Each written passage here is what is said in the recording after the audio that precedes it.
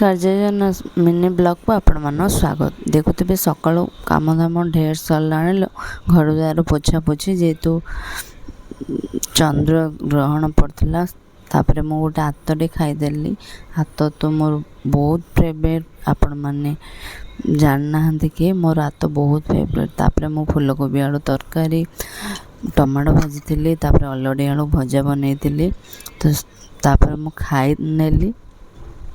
खाई सारी टिके शोईकी उठला परे मु घर काम लगी पड़ी।